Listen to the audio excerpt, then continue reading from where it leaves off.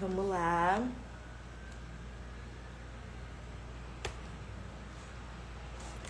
Tô falando com a minha debatedora aqui.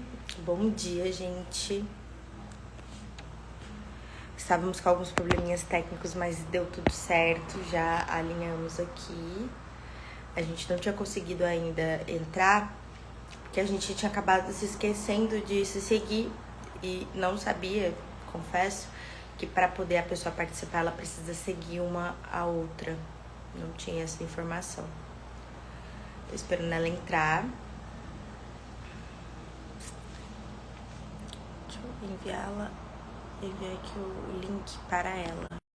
Pronto. Sempre dou zoom e aí quando eu saio, o zoom sai. Mas vamos lá.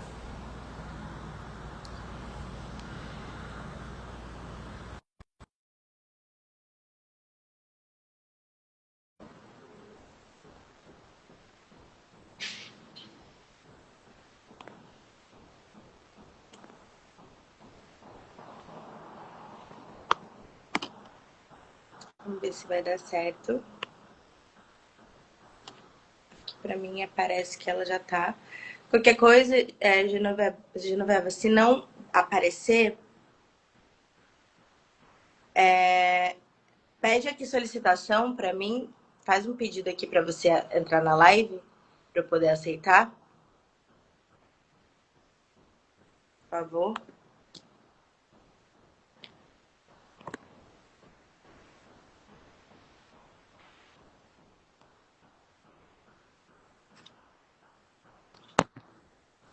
É logo aqui embaixo. Aqui embaixo perto dos comentários tem dizendo para você acessar para participar.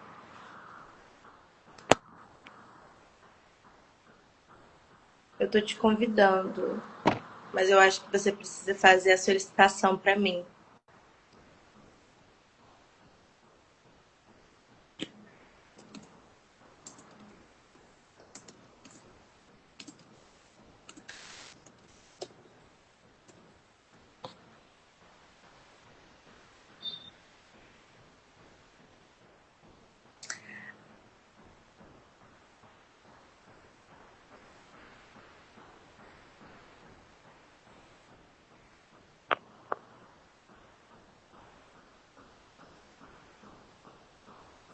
Eu, ah, Eu entrei pelo celular, Carla. Deixa eu desligar aqui o notebook.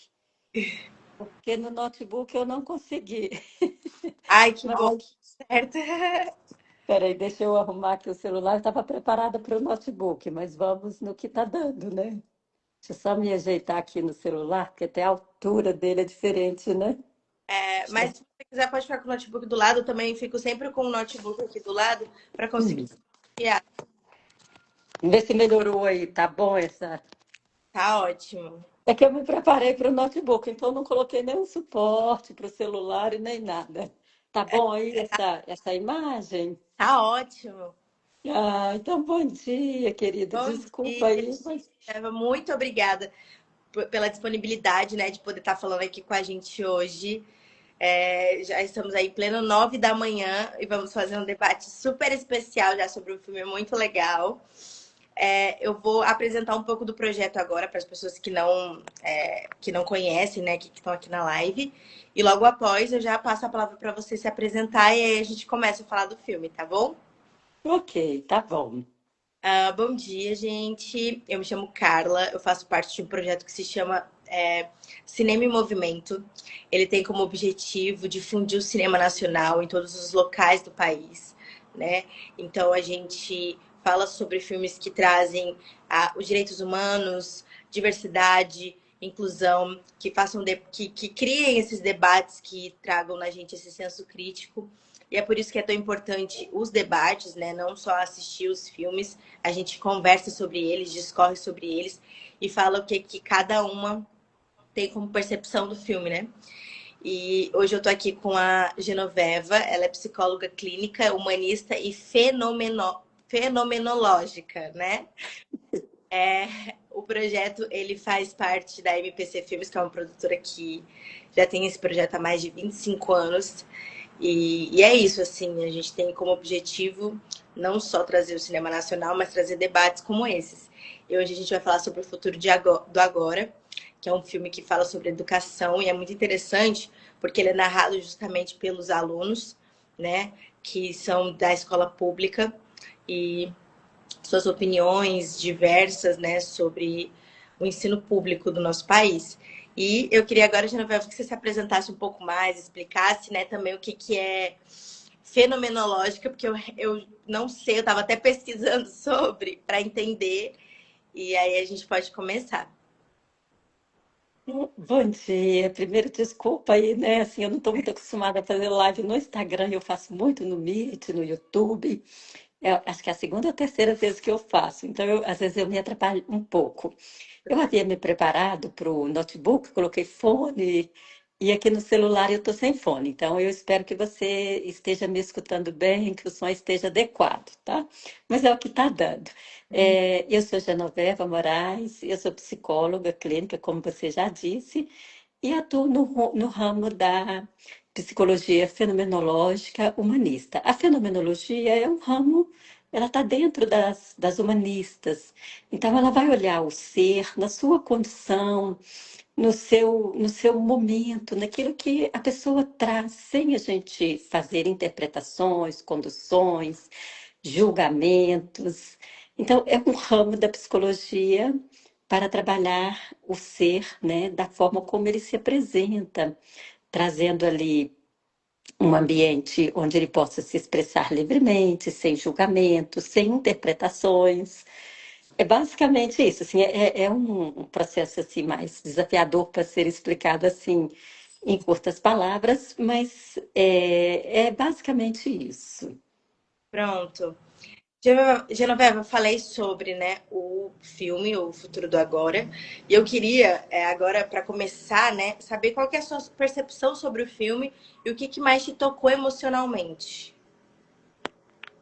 Então, o filme, ele fala de educação. Então, isso já é impactante. Quando a gente tem uma produção cultural, principalmente uma produção vindo do Ministério da Cultura, de um diretor tão premiado e maravilhoso como este que produz o filme, já é muito impactante.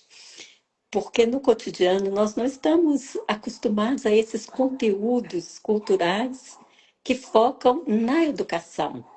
Então, já é muito interessante a gente pensar numa educação que planeja o futuro, mas a partir da realidade que se apresenta nesse momento. Então, o filme traz esse impacto, porque o próprio nome ele já vai trazendo para a gente, né? O futuro agora. Então, como ter uma educação se nós não conseguimos fazer um planejamento, pensando nas dificuldades que se apresentam, nos desafios, e o filme ele vai trazer tudo isso. E eu super recomendo que todos assistam a este filme. Inclusive, a gente deixa ele no link, na bio, né, da MPC Filme, que é essa produtora. Então, todos os filmes, não só O Futuro do Agora, porque são 3 filmes que estão agora no catálogo, O Futuro do Agora, Castanhal e Carne, todos eles estão gratuitamente para a pessoa poder assistir, e eu acho que deveriam, porque é um filme muito legal. E a forma como ele aborda a educação é muito especial. E o filme ele mostra o cotidiano da escola, os desafios dos alunos, dos professores, né? Como é que você enxerga o peso psicológico que o ambiente escolar pode causar, tanto em quem aprende quanto em quem ensina? Essa questão ela é relevante, ela é muito importante nós pensarmos na saúde mental, nesse peso psicológico que você trouxe. Então, nós podemos pensar, Carla, que os professores, né, o ordinário, o comum, é que os professores amam estar na sala de aula. A sala de aula é o palco iluminado de cada professor. E quando a gente fala em sala de aula, a gente está falando nesse ambiente escolar, em tudo que representa a escola. E hoje a gente constata um alto índice de adoecimento dos professores. Mas o que que adoece os professores? Isso é muito retratado no filme. Não é o que eles fazem, não é a profissão de professar, de professor. O que adoece o professor é exatamente aquilo que ele é impedido de fazer. E o que que ele é impedido de fazer? Ele é impedido de ensinar, de professar, por causa das condições internas da escola e das condições externas que se apresentam. São alunos que vêm de contextos desafiadores, problemas com a família, problemas de violências que são sofridas ali no contexto, né, da sociedade, da forma como ela se organiza, né, da forma produtiva como a sociedade se organiza.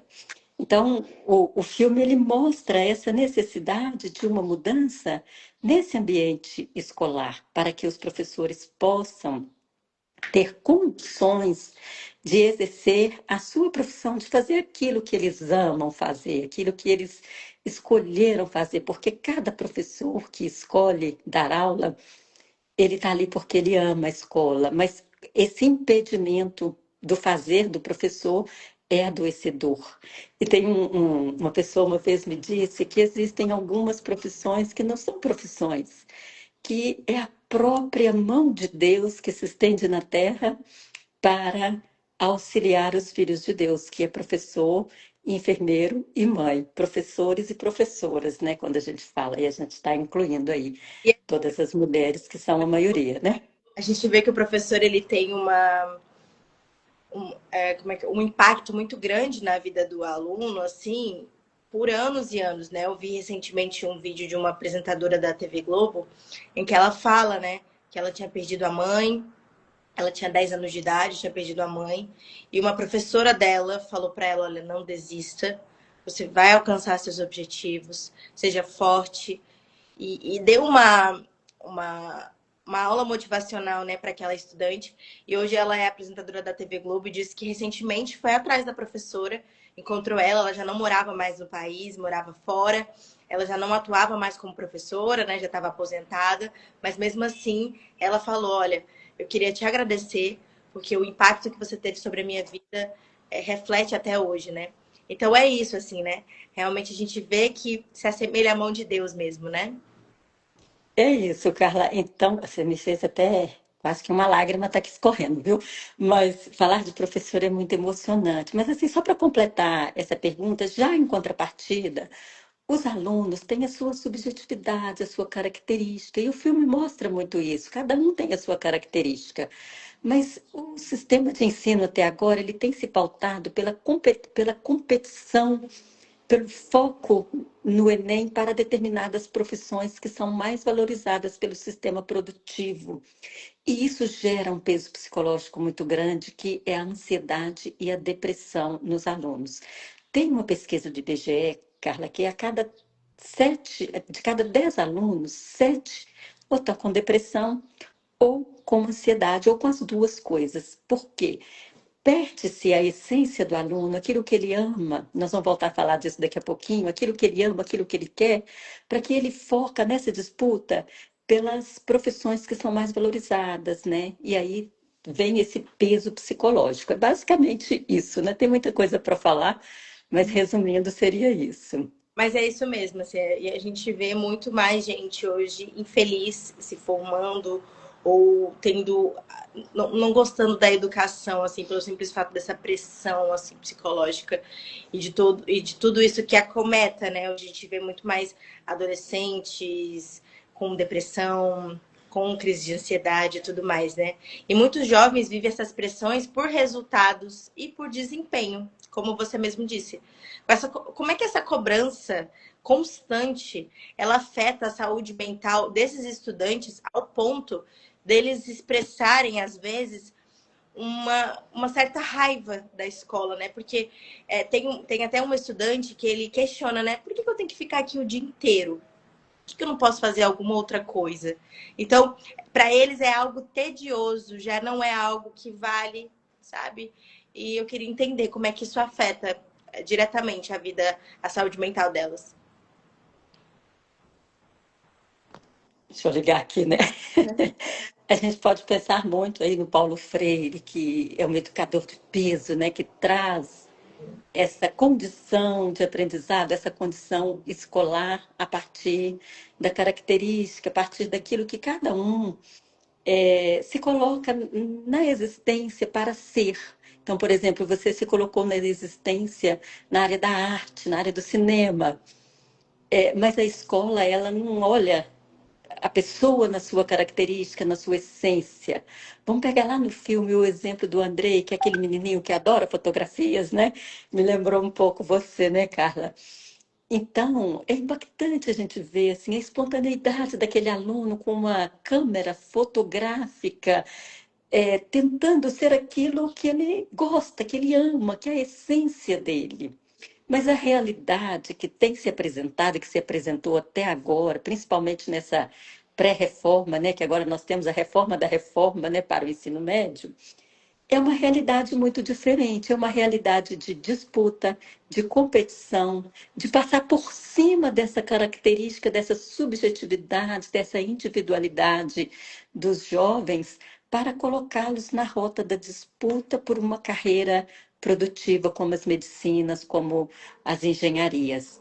E isso abafa, aqui, isso, vamos colocar, afeta muito a característica de cada um, porque quando eu sou obrigada a fazer algo que eu não gosto, que eu não quero, que eu tenho que ficar o dia inteiro na escola me preparando para um Enem, que eu nem sei se eu vou dar conta daquilo, para um curso de medicina, de engenharia, que não tem nada a ver comigo, que adoro o cinema, que não tem nada a ver com você, né, que adora o cinema, no caso Eu- você, isso é adoecedor.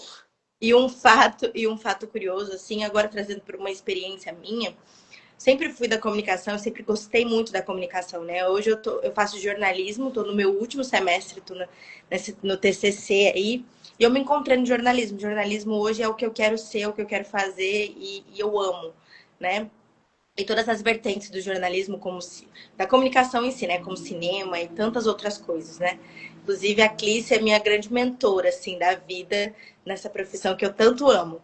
E quando eu era mais nova, estava no finalzinho do meu ensino médio, pela pressão, acredito, né, de tanto de que a gente precisa vencer na vida, e para a gente vencer na vida, a gente precisa de uma profissão que nos dê estabilidade. O que é essa estabilidade, né? Por muito tempo eu ficava, não, eu acho que eu preciso de medicina, eu preciso passar em medicina porque eu preciso fazer algo que vai me dar um futuro mais confortável. Mas eu nunca gostei, eu morro de medo de sangue, qualquer tipo de coisa assim, né? E é isso, assim, hoje a gente vê muitos estudantes nessa coisa, assim, né? Abrindo mão daquilo que eles realmente gostam e abrindo mão daquilo que eles realmente sentem por essa pressão que existe, né? De que eles precisam ir para profissões que os levem a algum lugar, né? E o que que é esse levar a algum lugar? Sim, eu tenho atendido na minha clínica muitos estudantes de medicina e médicos recém-formados. Então, o que que a gente percebe? Que a medicina deixou de ser aquele lugar de amor, de cuidado, para que os médicos, não são todos, claro, né? A gente tem muito médico que ainda está nessa rota do amor, do cuidado. Mas existem uma grande maioria de profissionais que só pensam no quanto a medicina pode retornar em termos financeiros, em termos de acumulação patrimonial. Sim, E isso gera uma desconexão com a realidade, porque aquilo que é o objetivo da medicina se tornou um negócio. E essa concorrência acirrada, é muito adoecedora. Então, a gente vê um alto índice de adoecimento entre esses profissionais que buscam apenas esse recurso, esse retorno financeiro que é exigido, né, pela sociedade, pelo mercado de trabalho. É sim, exatamente isso, né? Se você fosse escolher uma profissão dessa, será que você teria saúde mental, estaria exato. feliz, plena, né, na sua caminhada existencial? É isso, é exatamente isso, assim. Fora que são muitas consequências, assim, são muitos fatores que fazem com que a gente, além disso, né, da gente não escolher aquilo que a gente realmente quer, assim. Meu pai nunca me apoiou no jornalismo. Meu pai é jornalista. Mas ele nunca me apoiou no jornalismo, assim, por muitos anos, assim, dentro da minha faculdade, eu sofri essa repressão, assim, porque ele não queria que eu me formasse, porque ele não queria que eu fosse jornalista. Eu lembro uma vez a gente tendo uma conversa, e muito do que eu faço hoje, né, muito da escolha que eu tenho do jornalismo vem dele também, né, de acompanhar durante a vida inteira e se apaixonar por esse meio. E aí eu lembro de uma vez a gente conversando, ele falando assim, minha filha, por que que você não vai fazer veterinário? Vai fazer alguma coisa que dê dinheiro. Jornalista não ganha bem, jornalista, sabe? E assim, hoje em dia é totalmente diferente, assim, ele viu que eu segui outros passos e que eu sou muito feliz e plena naquilo que eu escolhi e ele hoje me dá super apoio, assim, é a primeira pessoa que liga ali a TV, olha, a Carla tá aparecendo hoje numa reportagem e tudo mais, grava para as pessoas, adora. Mas foi muito difícil, foi um processo muito difícil, assim, né? E obviamente isso afetou a minha saúde mental, porque isso me fazia questionar se realmente era isso que eu deveria fazer. Então é muito complicado, né? E a pandemia e as mudanças na educação deixaram muitas marcas profundas, principalmente, assim, principalmente não, né? Mas para mim, por exemplo, eu iniciei na faculdade na pandemia e tive que trancar porque eu não aprendia, né? Não conseguia me adequar assim a esses métodos virtuais e EAD e tudo mais, não conseguia aprender e prestar atenção. Então, eu tive que trancar a faculdade, isso me deixou muito ansiosa. Tive muitos problemas relacionados à ansiedade. E eu queria saber se você acha que a gente está a gente está lidando com as consequências emocionais desse período até hoje nas escolas. E também, não só nas escolas, mas nas universidades e naquilo que a gente hoje faz, que começou nesses últimos 5 anos aí de pandemia. Sim, olha só, eu trabalho num projeto que chama Movimento Popular das Mulheres. Nesse projeto, nós temos um projeto que chama Pé na Escola. Então, com isso, a gente frequenta muito o ambiente escolar. Ah, legal. E é perceptível, assim, como a pandemia afetou o aprendizado. Então, a gente percebe isso nas visitas às escolas e também na pesquisa do IBGE. Em 2023, o IBGE ele lançou uma pesquisa onde ficou constatado que os níveis de aprendizado não voltaram ao normal como era em 2019. Houve uma perda. E como que a gente pode compreender essa perda? As crianças, elas são diferentes, né? Então, por exemplo, para a psicologia foi excelente a pandemia, porque nós passamos a fazer o virtual, que funciona muito bem. Mas na educação, quando se trabalha com crianças, com jovens, é muito diferente. Porque, principalmente os jovens e as crianças, elas precisam desse contato presencial, desse encontro, desse afeto do coração, para que elas possam desenvolver o aprendizado. O aprendizado em jovens e crianças não é algo meramente racional, é também afetivo, é também presencial, no encontro, no afeto, no carinho. E isso reflete também numa pesquisa, se não me engano, é do Instituto Ayrton Senna. Eles constataram que de cada 10 crianças, 4, né, que estavam no segundo ano, em 2021, não não estavam alfabetizadas em decorrência desse distanciamento. E o que é mais triste, Carla, é que a pandemia ela acirrou as desigualdades, porque quem ficou mais prejudicado foram os estudantes pobres. E essa pesquisa também ela ainda constata de forma interessante que os estudantes de classe mais abastada, os estudantes ricos, né, vamos resumir assim, eles tiveram 64% a mais de estudos do que os estudantes pobres durante a pandemia. E por quê? Porque os estudantes pobres não tinham acesso à internet, os que tinham acesso à internet não tinham um computador, um tablet, um telefone. Então a gente percebe sim que a pandemia ela ainda reflete essa defasagem no aprendizado daquelas crianças e jovens que estavam em formação durante a pandemia. Sim, e eu vejo muito como realmente foi um período difícil. Eu tenho meu irmão, ele iniciou o ensino médio na pandemia. Então era um ensino médio remoto que não existia, infelizmente, né? E aí foi muito complicado, assim, porque era muito demorado para você conseguir um chip.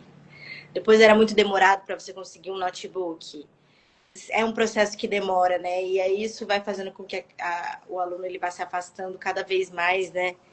E é muito difícil depois para poder voltar. Principalmente você vendo que as outras pessoas estão à frente de você. Eu acho que é muito complicado, assim. as pessoas que estudavam para o Enem, as pessoas que queriam passar num concurso, né, e não tinham tanta estabilidade como outros, elas sentiam, né, a diferença e isso causava com certeza muitas ansiedades, assim. Eu, por exemplo, quando eu tranquei minha faculdade, eu tive crises muito fortes de ansiedade. Tive muitos problemas relacionados à ansiedade na minha saúde mesmo, assim, né? Eu tive um quadro até bem complicado, que foi bastante estudado por neuros, por psiquiatras, porque eu comecei a ter crises epiléticas Meu Deus. pela ansiedade. Eu não tinha Então te, nenhum te problema. impactou bastante. Eu não tinha nenhum problema neurológico, fazia inúmeros exames, os meus exames eles davam perfeitos, eles não tinham absolutamente nenhuma anomalia e sempre, qualquer coisa que me dava, eu tinha uma crise que era fortíssima, assim, de cair, de ter toda uma crise de epilepsia, assim. E fazia muitos exames e os meus exames, eles deixavam os médicos, assim, né, os especialistas, sem entender, né? E depois de muito tempo, meses assim, tentando estudar, entender o caso, eles começaram a perceber que isso na verdade era uma ansiedade, eram crises de ansiedade tão fortes que faziam com que a minha saúde assim, ela tivesse esses problemas assim. Demorou muito para eu entender, demorou muito para eu poder de fato ir atrás de alguma ajuda que melhorasse. Graças a Deus hoje eu não tenho essas crises, elas não são Ah, correntes, mas foi muito difícil para mim, principalmente nesse período da pandemia, assim, e não tá na faculdade, ver os meus colegas conseguindo aquilo e eu não consegui, tudo isso remeteu muitos problemas, assim, né? E eu acredito que não seja só em mim, né? Isso sim. houve um crescimento mesmo, né? Em outros estudantes, em outras pessoas. E o filme ele fala sobre essa transformação e sobre o futuro, né? O futuro do agora. Mas eu queria saber no ponto de vista psicológico, e eu acho muito interessante a gente aqui como uma psicóloga, porque sempre que a gente vai falar sobre esse filme, a gente traz um professor, um educador e tudo mais. Pronto, deu uma travada. Eu acho muito interessante a gente ter a opinião de alguém que entende, assim, né, que fala sobre saúde mental. Eu queria saber do seu ponto de vista o que a gente precisa curar antes de pensar nesse futuro do agora. Ótimo. Essa pergunta é muito importante. É, a vida, o que leva da vida, né? É a vida que a gente leva, aquela música da Leila Pinheiro, é muito legal.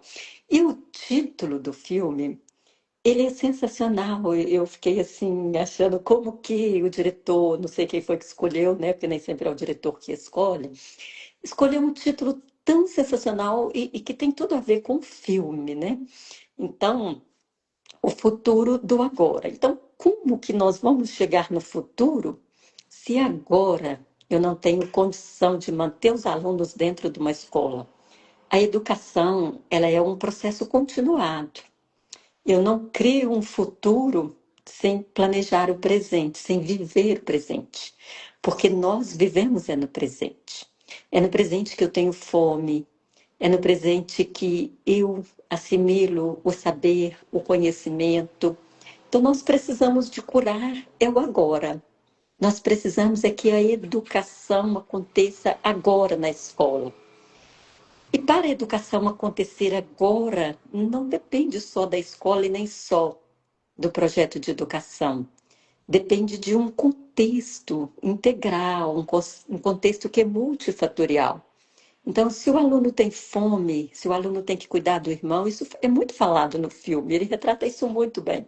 Se o aluno tem fome, se ele tem que cuidar do irmão, se ele tem que vender, ele não fala nisso, mas se ele tem que vender bala no sinal para ajudar em casa, se ele tem que trabalhar para ajudar em casa, como é que esse aluno vai focar no aprendizado, vai estar com a cabeça, vai estar inteiro ali na escola para assimilar o aprendizado?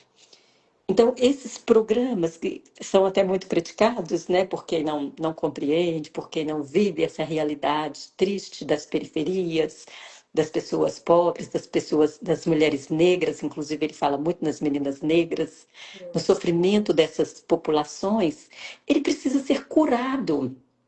Ele precisa ser curado na sociedade como um todo. Mas como o filme fala de escola, ele precisa ser curado dentro da escola. Então, o programa Pé de Meia, que dá uma renda ali para o aluno, é uma coisa muito acertada, é uma coisa assim muito de coração, de amor, de quem planejou isso, pensou naquele estudante que tem fome. Então, por exemplo, para nós estarmos aqui agora, nós tomamos um café, nós temos acesso à internet, nós comemos um ovo mexido com pãozinho, com uma fruta, um iogurte, para estar aqui agora. Senão a gente não conseguia nem estar discutindo aqui, nós estaríamos com fome ou sem acesso à internet. Então, quando tem esses programas que possibilitam os alunos mais pobres ter um mínimo, né? Que ali é o mínimo do mínimo, que eles têm R$ 200, compra o mínimo, mas é R$ 200 que compra um pacote de arroz, um pacote de feijão, um pente, né? A gente chama aqui de pente, não sei se o nome é esse, mas que compra ovos, que compra um frango para esse aluno poder comer, para esse aluno poder ter uma roupa, uma meia para ir para a escola. Eu vi uma vez um menino que a meia dele fedia, porque ele só tinha uma, não dava tempo de lavar. Então, como é que um aluno desse vai estar na escola, sabe, Carla? Então, o futuro do agora, nós temos que promover o aluno é agora, é hoje, é nesse momento. E o filme ele é sensacional quando ele retrata essa realidade que é muito difícil, né? E falando aqui sobre o pé de meia, eu acho sensacional também. Há algum tempo atrás, alguns meses atrás, eu fui fazer uma cobertura de estudantes que trouxeram seus relatos sobre, né, como o pé de meia ele mudou a vida deles. E assim, era um relato mais emocionante do que o outro, assim. A gente acha que é pouco, mas para essas pessoas é muita coisa, né? E com certeza traz muito mais ânimo para continuar na escola e para continuar estudando, assim, né? Porque eu acho que o problema de alguns deles, às vezes, é porque eu sou adolescente, mas eu já preciso ajudar dentro de casa. Eu já preciso ter uma renda que ajude a minha mãe a comprar as coisas que precisam alimentar a gente, a poder colocar comida na mesa. E isso aconteceu recentemente. O meu esposo, ele é professor. E ele contou com, ele é professor de física, né? E é de uma escola particular. Mas ele me contou um relato de um aluno, eu acredito que seja bolsista, em que ele fala, ele foi conversar com ele, né? Ele estava muito mal, o professor sentiu que o aluno não estava bem, o desempenho dele tinha caído, foi conversar com ele e ele falou, professor, eu não sei o que fazer, porque eu saio daqui, eu já vou trabalhar como entregador e eu só chego em casa para dormir e para vir para aula, eu não sei o que eu tô fazendo aqui. Porque se eu não fizer o trabalho como entregador, eu não consigo alimentar meus irmãos e minha mãe. Sim. E isso tocou ele profundamente, porque é uma realidade muito diferente, assim, né? E como é que não fica a cabeça de um estudante como esse? E eu queria, para encerrar, assim, que a gente. Eu queria saber qual que é o papel da empatia e da escuta na educação e como que isso pode transformar as relações dentro da escola. Qual que é o que precisariam ser feitos assim, né? Precisaria ter um apoio psicológico dentro da escola, o que eu acho que é extremamente necessário, mas infelizmente, principalmente nessas escolas públicas assim, a gente não tem, né? Sim, olha só, Carla, nós tivemos anos os psicólogos, as psicólogas e os psicólogos e assistentes sociais lutando para que as escolas tivessem um profissional da psicologia e da assistência social dentro das escolas, que era a Lei 13.935 de 2019. Nesse ano, essa lei foi vetada pelo então presidente Jair Messias, que vetou a lei, disse que não precisava, e justificou que não havia recursos. E esses profissionais empreenderam uma luta árdua para que esse veto fosse derrubado. Mas, assim, o que se percebe é que até hoje não conseguimos colocar dentro das escolas esses profissionais para auxiliar, né, nessa questão da empatia. Mas, assim, quando a gente tem que pensar na esperança também, temos que ter muita esperança de que as escolas, principalmente nessa reforma da reforma que nós tivemos, que começa agora, de 2025, 2027, há uma esperança muito grande, assim. Então, quando a gente olha as mudanças que estão sendo implementadas, por exemplo, as ETECs, que é retratada no filme de uma maneira muito especial, né? Quando os alunos têm acesso à tecnologia, isso tudo a gente pode colocar na conta da esperança e a presença desses profissionais que espera-se que com o tempo ela seja cada vez mais presente para auxiliar na educação. Mas o próprio filme, ele retrata a questão da evasão escolar. E quando ele fala da evasão escolar, nós vamos ter uma pesquisa do censo escolar, que em 2021 nós tivemos 627 mil alunos que abandonaram as escolas. É muito triste quando a gente pensa nesses dados que se apresentam, que se colocam como uma realidade para as nossas crianças, que retratariam o futuro agora, né, que é o nome do filme. Mas, assim, quando o diretor, o gestor, ele comenta esse assunto, ele fala nessa escuta entre a família e a escola. Não é papel só da família e não é papel só da escola.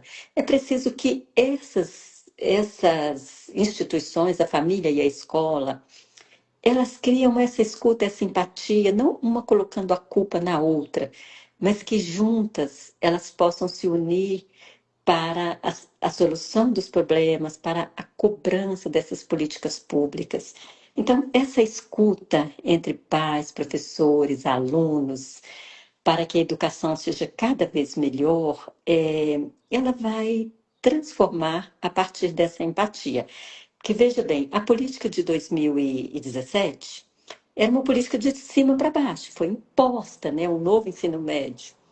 E aí não deu certo, né? Por todos esses motivos que nós trouxemos, né? Impõe o aluno algo que não é da característica, da subjetividade, da essência dele, essa valorização absurda, né? Vamos colocar assim, dessas profissões, medicinas, engenharias, que adoece os alunos, que cria um ambiente de competição, um ambiente adoecedor para alunos e professores, porque é uma cobrança absurda, uma cobrança que não tem a ver com a característica de cada aluno. Então, tudo isso reflete nessa questão da empatia.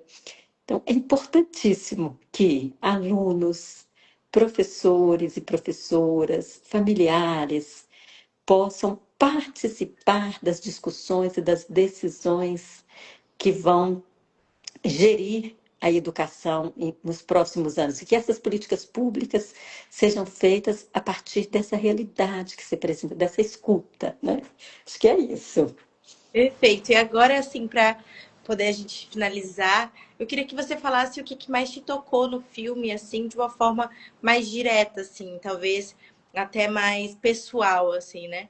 Mas o que mais te tocou, o que mais te fez refletir, assim, e talvez pensar numa possível experiência também, né, conjunta, junto de algum estudante ou de alguma situação dentro da escola. O que toca mesmo é essa realidade, é verificar o dia a dia dos professores, das professoras, da- dos alunos e das alunas, essa realidade que muitas vezes a gente não consegue perceber. Nós pensamos que escola é uma coisa só, mas não é. A escola é feita de cada um, com sua característica única, com seu jeitinho, com a sua essência para cada especificidade. Então, a escola não é feita só de aluno que quer passar no Enem, que quer disputar o mercado de trabalho nesses cursos, né, que são mais valorizados. A escola é feita disso também, de alunos que querem medicina, de alunos que querem as engenharias, mas de alunos que amam outros segmentos, que amam a arte, que amam o cinema. E a situação de professores e professoras. Mas, assim, o que toca mesmo é a esperança, é perceber que as políticas públicas estão olhando para a escola. Então, quando se percebe ali a ETEC, eu não sei assim até onde chegou, né? Porque é uma coisa muito nova e demora para refletir nas escolas. A ETEC, que é a tecnologia chegando nas escolas, que mostra ali o menininho com uma câmera 3D, uma impressora, o corpo da escola aprendendo junto, né, professores? Às vezes os alunos ensinando os professores. Isso quebra um paradigma também. Ah, o professor não está dando conta de lidar aqui com o computador, com a tela. O aluno de 8 anos, não, professor, é assim, eu também. Então, isso tira a rigidez, isso tira esse lugar comum do sofrimento. Não, eu sou professor, eu que tenho que ensinar. Então, essa é a esperança de que a escola pode ser mais flexível, de que as pessoas podem ser menos rígidas, mais flexíveis, mas, acima de tudo, que é, é um governo, um momento de governo que demonstra uma preocupação com a escola. Claro que com todas as dificuldades, né, de verbas que tem que cortar para colocar, de, de exigências, né, de alguns setores, centrões e congressos aí que a gente sabe que existe, que corta primeiro na educação, mas que há uma esperança de investir e valorizar a educação. Perfeito. Eu queria muito te agradecer, Genoveva, por poder fazer parte disso daqui, da gente ter uma troca tão necessária, tão aberta. Eu queria muito mesmo, assim, pedir obrigado para você, porque eu sei que existem N coisas que a gente faz, né? Principalmente você, assim, tava tentando encaixar na agenda, graças a Deus deu tudo certo. Muito obrigada mesmo. Eu acho que foi muito importante analisar de um outro lado, né? Claro que escutar professores, educadores é muito importante, mas achei tão interessante a gente poder falar com uma psicóloga que fala sobre saúde mental e muitas das questões daqueles estudantes, assim, a gente vê nitidamente, né, que precisaria de um apoio psicológico, emocional. Então, muito obrigada. Queria agradecer de verdade. Se você tiver alguma coisa para falar, alguma consideração final, mas eu acredito que seja isso. E a gente fica muito feliz de poder receber você. Pô, Carla, eu quero só te parabenizar pelo seu trabalho. Seu trabalho é muito importante e quanto mais a gente falar disso, melhor, viu? Parabéns. Você parece ser uma aluna brilhante, vai ser uma jornalista brilhante, com certeza. Parabéns pelo seu trabalho. E muito obrigada pela oportunidade, né, da gente poder conversar sobre esse tema. Conversar é saúde mental. É isso. Bom, Muito obrigada, Genoveva. Beijos. Tenha um ótimo dia. obrigada a você, querida. Um ótimo dia para você também. Tchau, tchau.